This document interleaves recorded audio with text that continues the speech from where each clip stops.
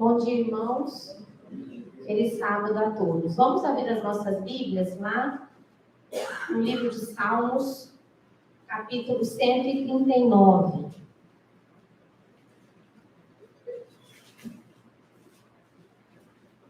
Versículos 23 e 24.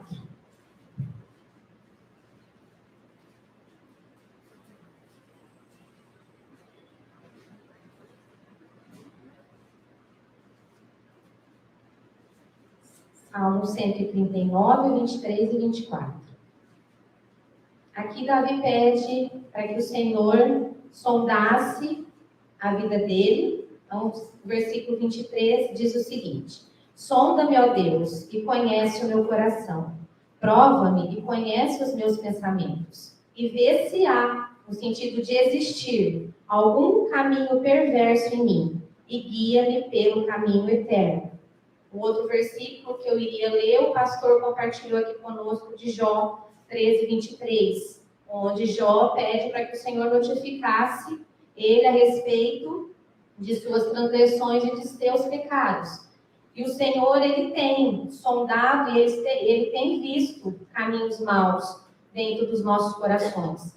Tanto que, não sei se a igreja percebeu, que os cultos vêm sendo de notificação às nossas vidas. Foi a mentira, foi que nós queremos apenas ouvir, mas não queremos escutar, foi sobre a presunção, foi sobre que se nós não tivermos todo o fruto do Espírito, nós somos considerados bastardos e não filhos.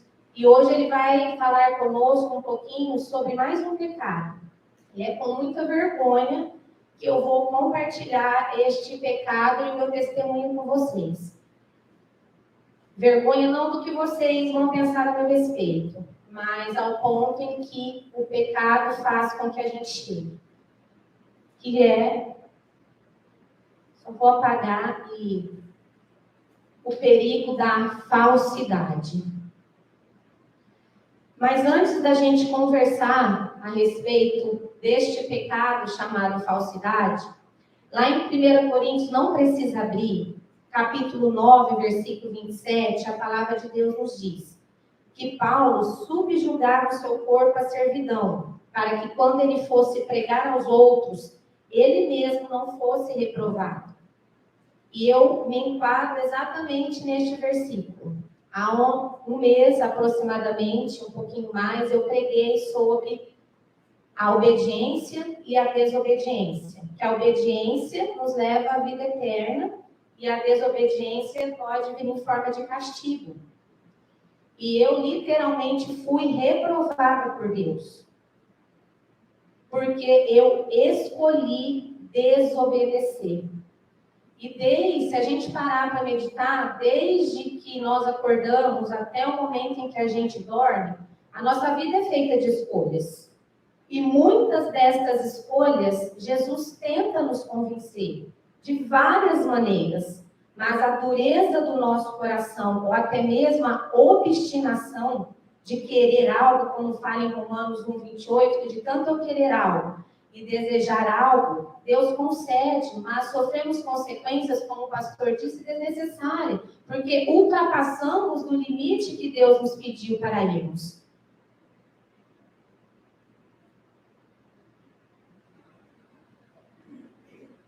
E, então, automaticamente, eu sofri as consequências da minha escolha, onde eu fui falsa com a pastora, por uma reserva chamada medo e necessidade de aprovação. Então, o motivo que me levou a ser falsa com ela foi a formatura do Marcelo. E eu tive a oportunidade de ser verdadeira. Mas o medo me paralisou, eu não consegui falar. Eu conversava com ela, mas eu não tocava no assunto da formatura dele. Então, com ela, eu não conversava, mas com pessoas que seriam coniventes com o meu erro, que no caso seria a minha família e os meus familiares, eu falava. Aquilo estava dentro de mim, estava vivo dentro de mim. mas com ela eu não compartilhava. Sabe quando uma criança que faz coisa errada do pai e da mãe, e ele mente, porque ele sabe que através do pai e da mãe ele vai ser corrigido, porque nós sabemos que ela é boca do Senhor nas nossas vidas. E Jesus me convencendo, tentando me convencer, me dando oportunidades, e a dureza do meu coração me impediu, porque eu quis satisfazer a minha carne, quis satisfazer a carne do meu filho, deixando ele participar de uma formatura que é totalmente mundana. Como se nós somos 144 mil, como em uma sã consciência eu iria permitir que o Marcelo participasse de uma formatura? Para você ver, irmãos, eu literalmente, até ontem falei com a Simone, eu falei, sim, o quanto que o pecado cega, porque eu fiquei cega. Eu não consegui discernir que aquele momento, que é o que eu vou compartilhar com vocês agora, era a oportunidade que Jesus estava me dando de dizer assim, não vamos. Mas eu não consegui, porque a minha carne prevaleceu ao convencimento do Espírito de Cristo. E essa situação foi no domingo, onde a pastora ligou para mim para falar a respeito dele, de uma situação que havia acontecido. E naquele momento eu demonstrei uma indignação, mas, irmãos, uma indignação que não era verdadeira, era falsa. Falsa em que sentido? Não que eu não fiquei nervosa, não fiquei indignada, mas a ponto de, no outro dia, nós estarmos indo para Rio Preto participar da formatura do Marcelo. Se fosse uma indignação verdadeira, vinda de Cristo, não da minha carne, eu iria dizer, não, nós não vamos. E iria dizer para ela assim, pastora, isso foi muito de Deus, porque amanhã nós estaríamos indo para Rio Preto, participar da colação de grau dele, e na terça-feira seria o jantar, o jantar dançante, se assim eu posso dizer. Mas eu não falei, eu me omiti, e eu trouxe grandes tristezas ao coração dela. E todas as vezes em que a gente desobedece a Deus, nós trazemos peso à vida dela, peso à vida da liderança. E eu falei isso aqui, no dia que eu preguei sobre a obediência e a desobediência, que o pecado, quando eu peco, quando eu desobedeço, eu não trago consequências somente a mim, nem a família, mas nós trazemos a igreja. Literalmente eu fui provada no que eu preguei. E literalmente eu fui reprovada. É vergonhoso. E eu tentei ocultar, sendo que a gente serve a um Deus que é onisciente, onipresente, onipotente. Como que a gente pode achar que Deus não vai descobrir as coisas? Porque tudo que está oculto, Deus revela. Não tem como a gente achar que as pessoas não vão descobrir. Pessoas, sejam pais, sejam mães, líderes, amigos, não tem. E Deus revela porque Ele é mau? Não. Ele revela porque Ele nos ama. E no nosso caso, Ele revelou para que nós fôssemos um pouco mais curados e mais urgente, salvos. Salvos. Deus não está brincando. E eu sou prova viva disso. Porque Ele deu uma sentença para mim e para o meu marido. Se nós continuássemos a pecar neste mesmo pecado, a consequência será o desligamento de fazermos parte dos pregadores e dos levitas. Não fechamento de parte de graça, porta da graça. Mas nós seremos tirados, retirados de fazermos parte deste convite, que é estarmos aqui na frente, levando a palavra a vocês. Então, irmãos, esse pecado, nós vamos ver, ele é muito perigoso. Nós vamos ler agora o pecado desta mulher que também foi falsa, porque a falsidade, ela não, o significado dela é mentira, dissimulação. Ela tem 3 conotações, são várias. Se vocês pegarem lá no Google, o significado dela tem vários, mas o que remete àquilo que Jesus está falando conosco é a mentira e a dissimulação. Vamos abrir agora as nossas Bíblias lá em Gênesis 18.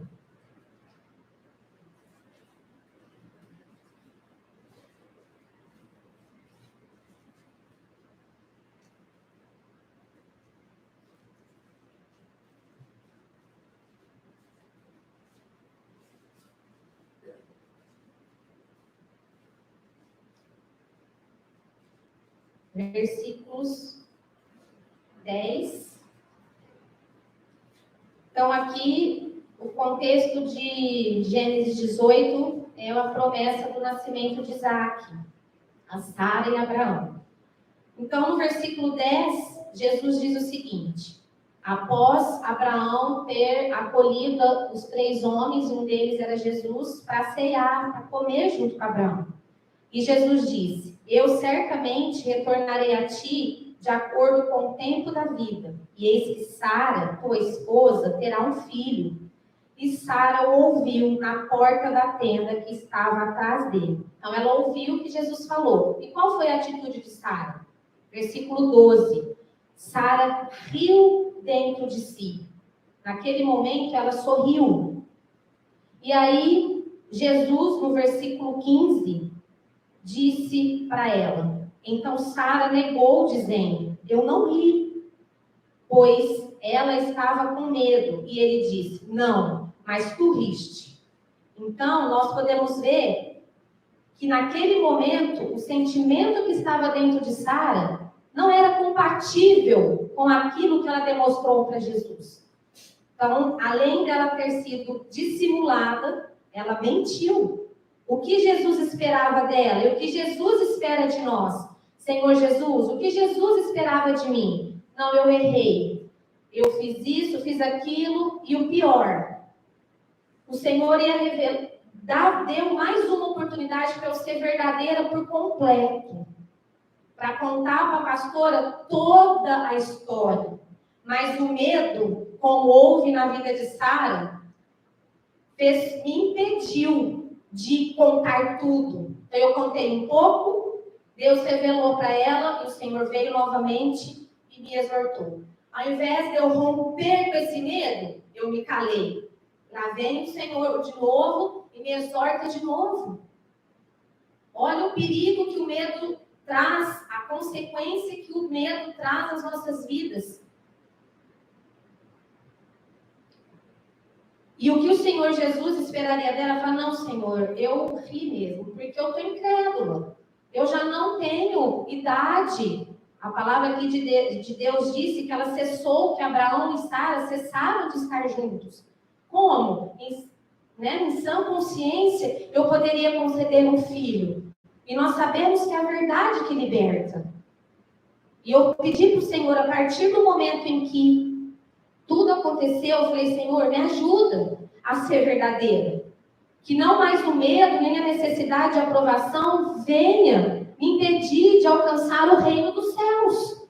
Eu não sei o que te impede de chegar ao reino dos céus. Mas eu creio que cada um de nós sabemos. O meu é o medo e a necessidade de aprovação. Medo de ser rejeitado, medo de não ser amada. Como? Como que eu vou conseguir ser salva com um sentimento desse dentro de mim? Eu não vou. Por isso Deus está insistindo comigo, insistindo conosco. Deus não queria que eu chegasse nesse extremo. Essa madrugada eu acordei e fiquei meditando. Gente, quanta dureza no meu coração. A minha vida inteira.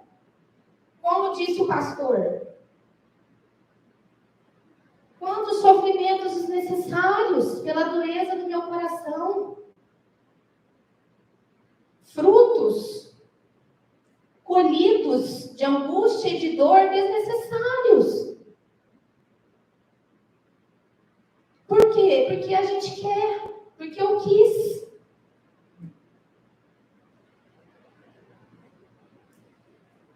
Deus não está brincando. Não despreze os avisos de Deus.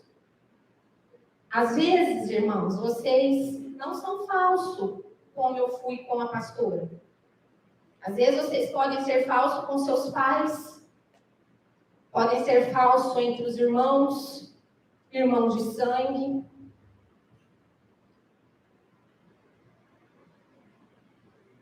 Agora vamos abrir em Mateus 23.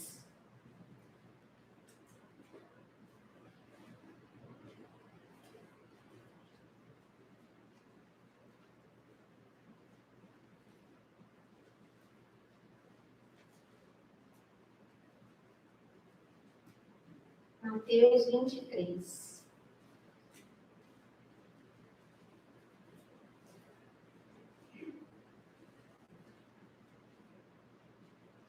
Aqui é a denúncia dos escribas e dos fariseus. Então, Jesus estava, no versículo 1, diz que Jesus estava falando à multidão e aos seus discípulos.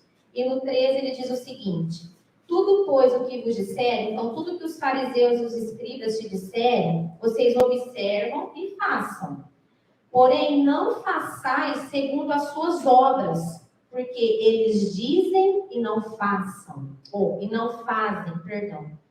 Será, cada um buscando do Senhor, que está havendo uma harmonia entre aquilo que nós falamos com as nossas atitudes? Está havendo uma harmonia com a luz que nós recebemos com as nossas atitudes? Nós temos sido testemunhos fiéis? Eu não fui. Estou buscando ser. Se você se identificou em ser, louvado seja Deus.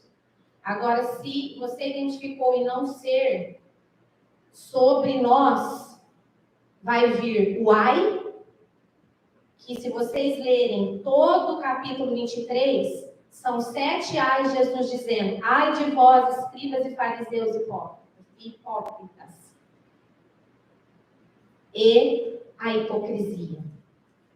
E o versículo 28 diz o seguinte, versículo 28, assim também vós, exteriormente. Então, Jesus aqui não deixou de aplicar a sua indignação aos escribas e aos fariseus, mas ele quis alcançar também a classe, a multidão que estava ali com ele. Então, ele disse assim também vós, exteriormente, pareceis justos aos homens, mas por dentro estáis cheios de hipocrisia e de iniquidade. Eu pergunto a vocês, como está o seu coração? Do que está cheio o seu e o meu coração? Nesse momento, Jesus investigando o nosso coração, como o pastor falou a respeito da mente. Vamos dizer agora, além dos pensamentos e dos sentimentos, do que está cheio o seu coração nesse momento? Qual é o sentimento que prevalece neste momento? Aqui Jesus sondou e viu que estava cheio de hipocrisia, falsidade e iniquidade.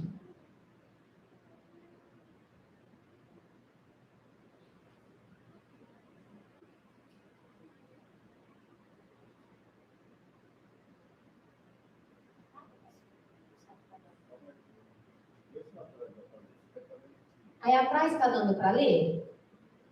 Tá ruim?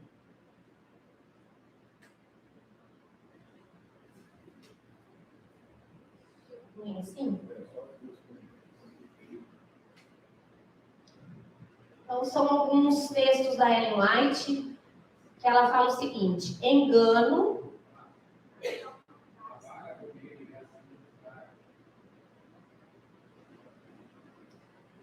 Mas se eu apagar no meio, o seu Jorge e o Giovanni fica ruim. Tá. Deixa no fundo assim.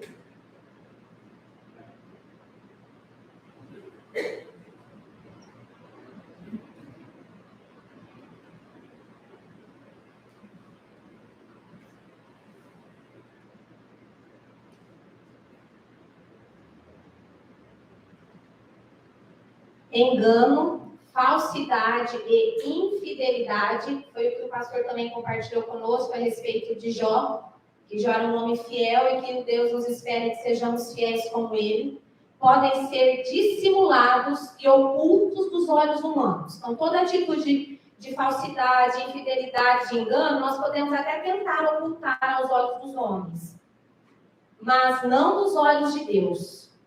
Os anjos de Deus que observam o desenvolvimento do caráter pesam o valor moral e registram nos livros do céu essas pequeninas transações reveladoras do caráter. Então, tudo que nós estamos fazendo, todas as nossas atitudes, todos os nossos pensamentos, está sendo escrito no nosso livro. E nós vamos ter que prestar contas quando nós estivermos frente a Jesus.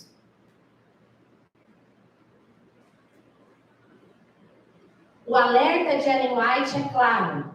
Agentes invisíveis estão em operação para fazer com que a falsidade se pareça com verdade.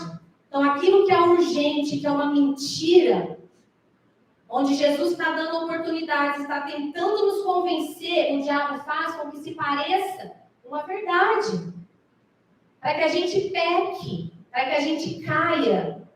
Erros estão revestidos com uma roupagem enganadora, para que os homens sejam levados a aceitá-los. Então, é uma baita de uma mentira, mas o diabo vem com seus sofismas. E aquilo que é uma mentira acaba se tornando verdade. O pior, a gente acaba aceitando aquilo.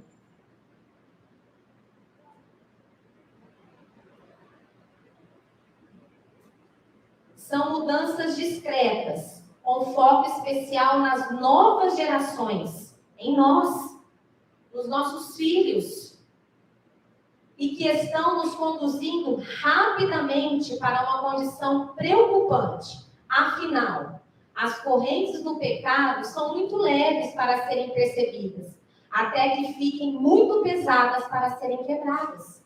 Foi adaptado por este autor.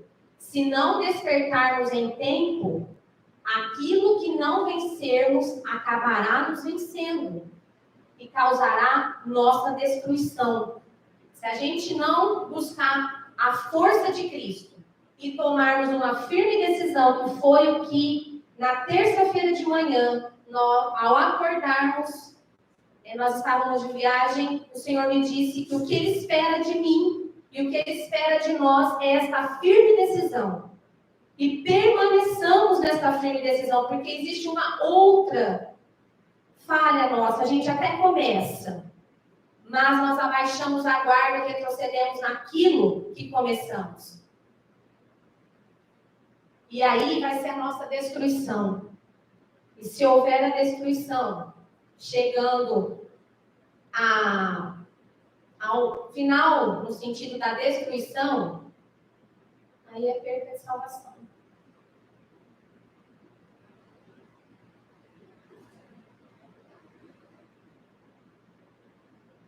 A intenção de enganar é o que constitui a falsidade.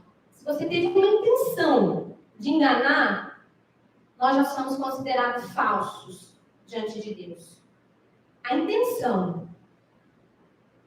Por um relance, às vezes, eu achei interessante isso, porque às vezes são atitudes, né, que a gente pensa, eu tive aquela atitude, então fui falso. Mas não. Por um relance de olhos, por um movimento de mão, uma expressão do rosto, pode-se dizer falsidade tão eficazmente como por palavras. Então, às vezes você não está bem, e alguém chega para você e fala assim, tudo bem? Por dentro você não está bem. Não, está tudo bem. Expressão de mão, expressão de rosto, sendo que por dentro não estamos bem.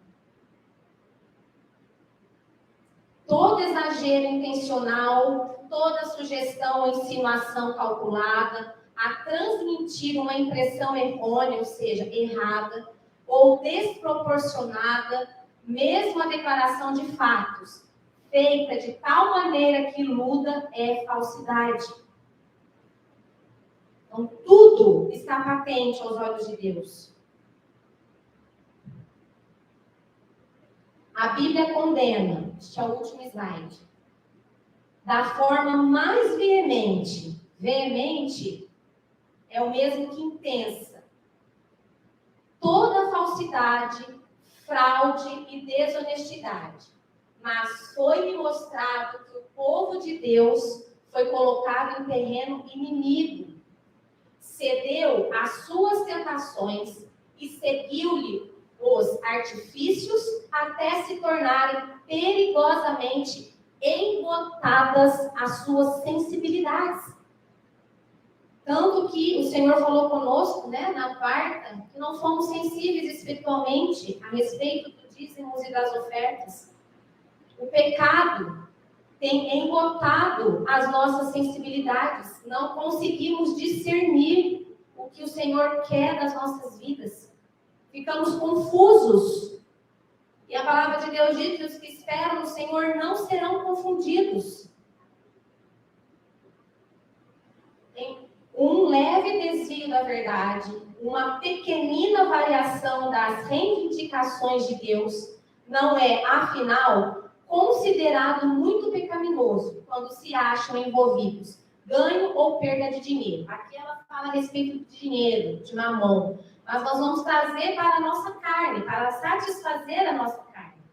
Aliás, só uma concessão, só um pouquinho aqui, não tem problema se eu for numa festa, não tem problema se eu participar da formatura, não tem problema se eu ouvir uma música que não agrada a Deus, não tem problema eu comer um pouco a mais. Aliás, não é muito pecado eu fazer isso. Irmãos, enquanto eu ia estudando, eu ia me sentindo desse tamanhozinho, como um gafanhoto. Mas literalmente, não como os espias que se viram pequenos diante dos anequins. Mas eu fui me sentindo muito pequena. O quanto eu preciso de Jesus. E é essa consciência sendo transformada em arrependimento que o Senhor deseja de nós. O último versículo que eu vou compartilhar, não precisa abrir, está lá em Apocalipse 2:5, que diz: lembra-te de onde caíste e arrependa-te. Lembrar, se o Senhor já colocou lembra, é óbvio que ele sabia que nós iríamos esquecer. Como foi, lembra-te do dia do sábado para o santificar. Só que nós não temos que esquecer das coisas feias que nós fizemos. Paulo precisou de um espinho na carne para não deixar com que o orgulho prevalecesse na vida dele. Ele se esqueceu.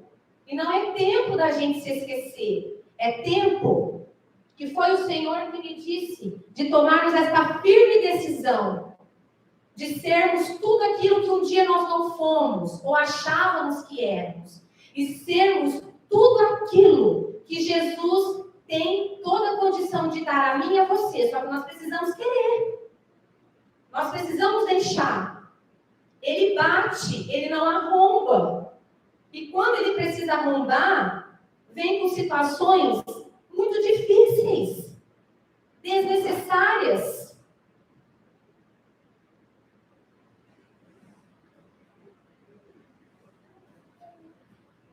O primeiro louvor o louvor chama-se Deuteronômio 11. E aqui nesse louvor, Jesus faz um convite a nós. Ele diz: escolham a vida e o bem. Escolha, pois, a quem servais. Que nós possamos declarar, como Josué disse na palavra dele, que eu e minha casa serviremos ao Senhor. As nossas crianças precisam escolher. Os nossos jovens precisam escolher. Nós precisamos escolher. A salvação está disponível a mim e a você. Mas é uma escolha que nós precisamos fazer. Entre a vida e o bem. A morte, condenação, perda de salvação e o mal. O mal está 24 horas ao nosso redor. Satanás não está brincando. O pastor diz a respeito da guerra. Ele está intensivamente atacando as nossas vidas. Guerras na mente absurdas. E se vivermos no pecado, não vamos discernir. E aquilo que era mentira se torna verdade, aquilo que é errado se torna certo, como foi comigo e com a minha casa. Então, escolha. E lá em Mateus, tem um versículo que eu não li, eu vou compartilhar, diz que o Senhor envia profetas e pessoas do bem para nos auxiliar. E isso é uma verdade aqui dentro. Nós não podemos dizer que não recebemos o socorro de nenhum deles. Mas a sequência do versículo diz que muitos matariam, não é apedrejariam. Só um minutinho. Até aqui. E crucificareis, e a alguns deles, destes instrumentos de Deus, profetas e homens sábios, alguns deles matareis e crucificareis. Nós não temos condição de matá-los fisicamente.